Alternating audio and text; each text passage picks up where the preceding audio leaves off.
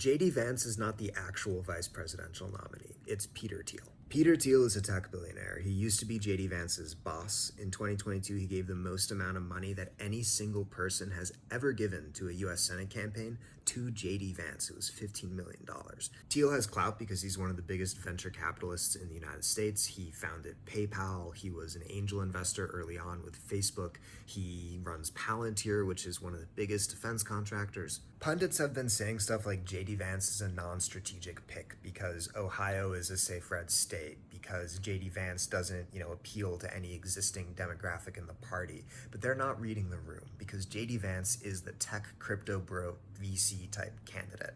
And those are the people that the Republicans and Trump are trying to make overtures to. Trump just came out in favor of cryptocurrency. Elon Musk just endorsed him. That whole kind of like Web3 kind of cyber libertarian space is the world that they're trying to incorporate into the Republican fold, and Peter Thiel is the biggest figure in that world. So why is Trump trying to ally with these tech bro people? The first reason, of course, is money. They're very rich. You need donors to run campaigns, both for president and also down ballot. But the second reason, and this is pretty unverified, it might just be my paranoia, is that guys like Peter Thiel would know how to set up a surveillance state that could back up like the autocratic Christian nationalist thing that seems to be the Republican goal. And all you have to do is look at Peter Thiel's philosophy, which is legitimately scary. He has this essay called the Straussian moment. This essay is pretty bad. It's not really clear what Thiel is trying to say or to argue, and he's mostly marketed it in like the 20 years since he wrote it. It was written kind of in response to 9/11 as like the core of his intellectual agenda, but there's really no there. The three philosophers Peter Thiel is mostly in conversation with are objectively mid and discredited by most respectable people. There's Carl Schmitt, who was a legal scholar that helped set up the Third Reich and justify the seizure of authoritarian power. Then there's René Girard, who was like a Catholic reactionary literary scholar who used to be in France, but then got kicked out of the French academic system because he sucked and was stupid and got sent to California, where he kind of made this little cult of personality, which included Thiel as well. And probably the best takedown of Girard is John Ganz's recent series on Unpopular Front. But like René Girard, if someone likes René Girard, red flag, they're stupid, they're probably bad politically.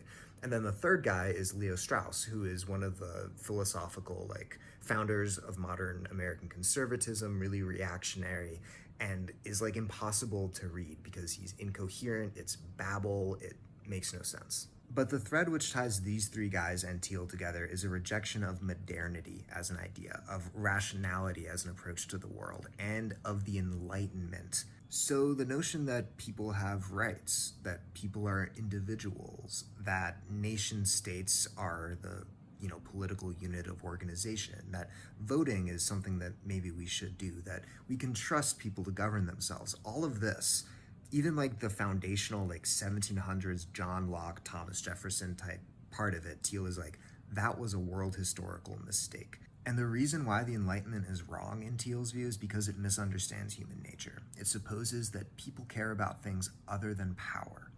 The Enlightenment says there's such a thing as truth, that love is a major motivator of human actions, that people want to get along with each other and collaborate.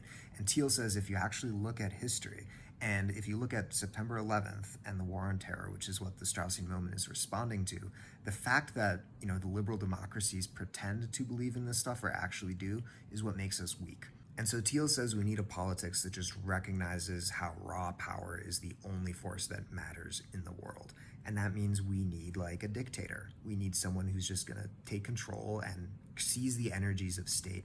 And instead of putting them off into these sort of fake BS-y things like liberty, truth, human rights, just applying them as efficiently as possible in order to increase the progress of technology and in order to make the most profit for everybody. This is absolutely unhinged, and it is crazy that a guy who believes in all this stuff has accumulated this much power, essentially picked a vice presidential candidate and has his hands in all the pots, collecting data on people, owning all these tech companies. Now, there's been plenty of anti-democratic movements in the United States in the past, but I can't think of one that's been as explicitly against elections and human rights as this sort of Peter Thiel new right movement.